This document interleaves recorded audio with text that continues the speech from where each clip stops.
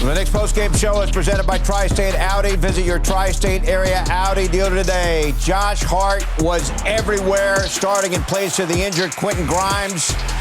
All over on the board, scoring on a defense.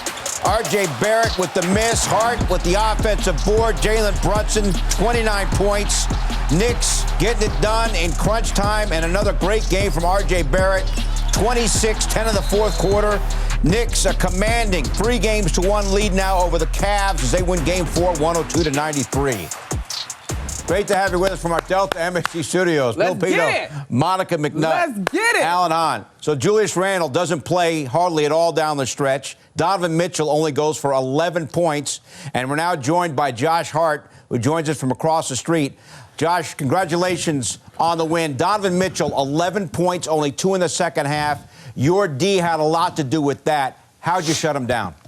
Man, it was a team effort, and just trying to be physical. Have him seeing bodies, minimize those driving lanes, and making them be forced into tough step back 2s or 3s. And that was kind of our game plan. And he's a heck of an offensive player, and that's all we got to do is try to force him into tough ones. If he makes it, he makes it. If not, we're going.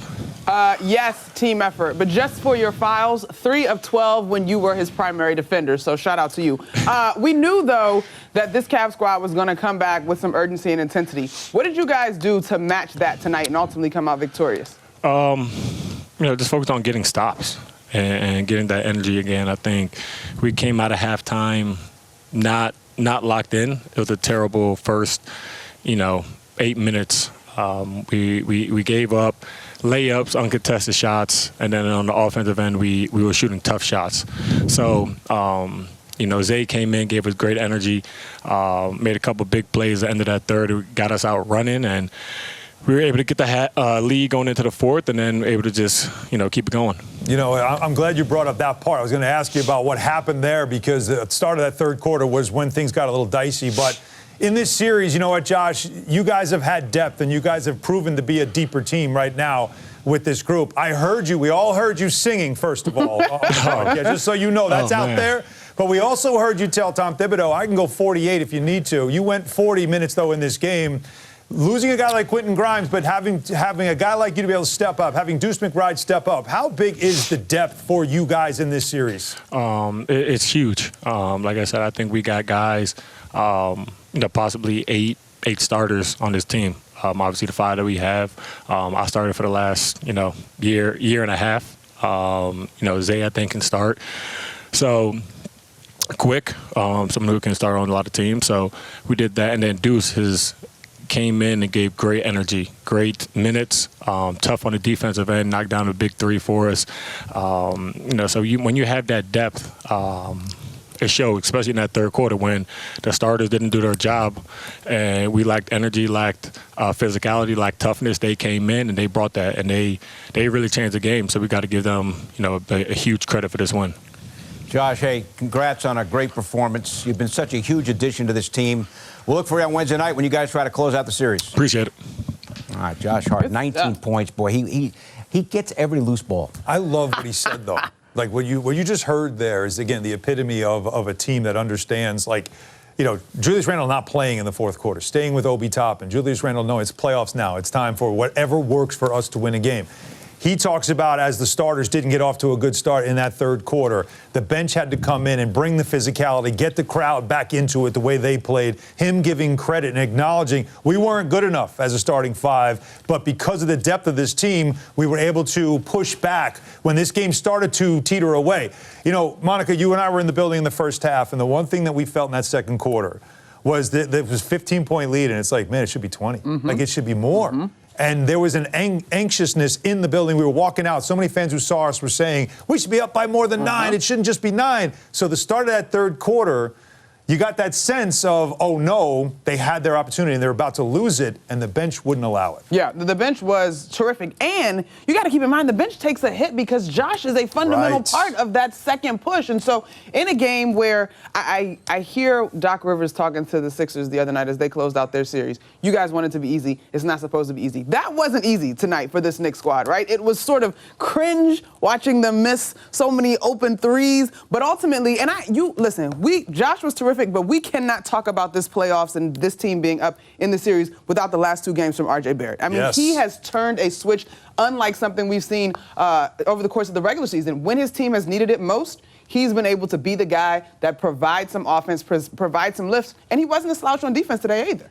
All right, so Randall, 7 points. You got Obi with a season-high 8 rebounds, playing fourth quarter crunch time, and they're able to offset the lack of production of Randall because of the play of RJ Barrett. Now, before these last two games, Monica, he was only 6 for 25. Yep. Then he comes home to MSG, has 19 in Game 3 and 26 today. I mean, he told us in the presser, the audience sort of joked, but when he said he knew his jumper was right Wednesday, once he got clear of Tuesday's performance. And tonight, listen, one of the things that is always complimented on RJ's game is his ability to go to the rim. Today, he got to the paint. He finished with those shoulders. He finished well in the paint. Look at this line. I mean, his efficiency. I would love to have those 5 free throws back, but we'll take what you can get in terms of him being aggressive and putting pressure on this Cavs defense. This was one of my favorite plays because it's a quick decision and you punish the defense for sending 2 to Jalen Brunson. And then this floater down the stretch. Han was in here yelling dagger. Yep. It was such a good moment. All right, look at, as I mentioned, 6 for 25 before these two games.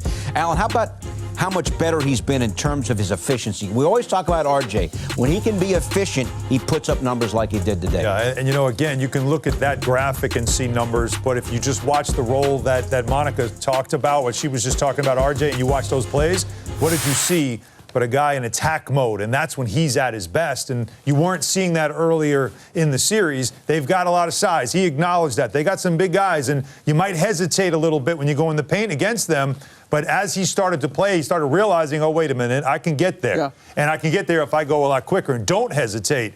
Now, the three-point shot wasn't there for him tonight, but he got to the line with 13 free throw attempts. Yes, that's a great number. Now, he's got to make more, yes, but the fact that he's getting there, that's number one. And the other part of it is his twos. 9 for 12 from inside the arc. Yeah. You talk about efficient. When you're getting into the paint and you're him and going up against guys that are 2 7-footers that are trying to block your shot and you're finishing at that rate, impressive. You're on your game. The other thing, Pito, to your question, I think that's a great question. And this is sort of the difference in the postseason. RJ has now played 4 games against the same team and understands how they are defending him. Right? So in the course of the regular season, you play one game, you might have a back-to-back home and away series or 2 games at home. But usually, you're seeing different coverages quickly. And so for him, a guy who we often say is very cerebral, you're just waiting for him to turn on that aggressive switch. Now to understand what the Cavs are trying to do to him and have the opportunity to find the gaps, like it's a skill to go between 2 7-footers and be able to finish at the rim the way we've seen him finish in the past 2 games. And by the way, got hit a lot. He got 13 free throw attempts, but that one that we showed late, that should have been an N one. Finishing strong against bigs. Not easy to do. All right, so quickly doesn't score. You got 7 from Randall, and Grimes is out. Think about that. Today. Out with the bad shoulder. They still put up 102 points. It goes back to one of the keys to this series, the Knicks' depth that we've constantly talked about, the ability to lose a starter, move somebody off the bench, and still have effective minutes off your bench. Now, your bench got outscored, but they didn't get outworked. Isaiah Hartenstein and Obi Toppin, the job they did on the glass. I thought Obi was phenomenal in that fourth quarter. Really good minutes from him that you needed. And quickly, while he didn't score, I thought his defense still. In this series, he's been very good defensively. He was good at when he had his minutes out there on the defensive end. All right, the Knicks with 17 offensive rebounds again. I mean, that's that. Cavs can't keep him off the glass. And Mitchell Robinson goes for 12 and 11. We didn't even mention him. And Alan, the game he had. 7 of his 11 rebounds were on the offensive board. Monica, think about it. Would they have won this game without Mitchell Robinson? And because there was a point of this game where it did feel like it was turning away from the Knicks, and he made some bad shot attempts into buckets because of his ability to rebound the ball. Right at the rim, right? A couple of very artful touch tips, putting that ball right back in the basket. And then great long length there, disrupting Donovan Mitchell, who we know had a terrible basketball game. Credit the Knicks defense. And so, yes, Those 11 rebounds are huge. The 12 points for him, huge. And I think the thing about his tips is they were timely. That third quarter was eerily reminiscent of the quarters of doom we had from the regular season. But Mitch, literally, tips on time. We still, right? We're a little bit up and down in the green room. You need to understand, you've lived through this, so those third quarter of dooms that we've had in years past that we don't want to talk about today. Right. But when you see stuff like that, we're all like, oh, no, not now. But this team is different because, as Josh Hart told us, the bench guys came in and they got the energy back in the building, they got the effort, they outworked the Cavs, and they got the game back. Cavs won that third quarter 26-19. Mm-hmm. By the way, we haven't mentioned Jalen Brunson. We sure haven't. Jalen Brunson. We sure haven't. We forget to mention he had 29 points and hit 5 threes. How about his clutch shot making and his ability? I think we all knew he was going to be good. We didn't know he'd be this good, and none of us expected him to be this good from deep. He's been great from three-point land. 40% shooter this season, his career high, and he's made some big shots and in the big moments. What he never gets, and his teammates talk about this all the time, is he never gets rattled. He stays calm. And you saw J.B. Bickerstaff trying everything, right? So now he's trying, how are we going to... So they start attacking Brunson defensively, and as you mentioned, that third quarter, they went high screen roll, and they put Brunson into pick and roll. They made Brunson a defender, and he was struggling. And instead of like, you know how sometimes you start feeling sorry for yourself and it affects your brain, he just stays even-keeled. Like, all right, we'll figure this out. We'll make the adjustments. But offensively, he's still continuing to attack. One fun stat, Jalen Brunson and RJ Barrett are the first pair of Knicks teammates with 25 points on 50% shooting from the field in a playoff game since Houston and Sprewell did it in 2000. There you go. That team went to the conference finals, by the way. There you go. Who knows where this is headed? Up 3-1. Let's go across the street now and check in with Rebecca Harlow.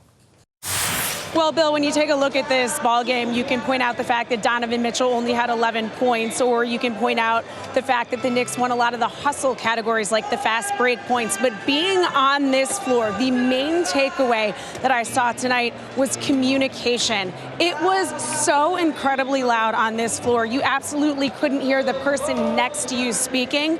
That's where Jalen Brunson stepped in and rallied this team whenever there was a stoppage in play. It was so unique to see. Whenever there were free throws going on or whenever there was a timeout, you saw him huddling the guys together and communicating so that when the ball was in play, they were already on the same page. It was really interesting to see that. And interestingly enough, when it comes to Brunson, he's one of those guys, the more pressure there is, the calmer he is. He told me that he's had the ability so far in this series to be able to shut out the noise, and he was able to bring the Knicks onto that page with him today. It was really special to watch. We've got a lot more coming up. I'm going to head into the locker room and bring you some reaction to the Knicks going up 3-1 in this series after 4 games.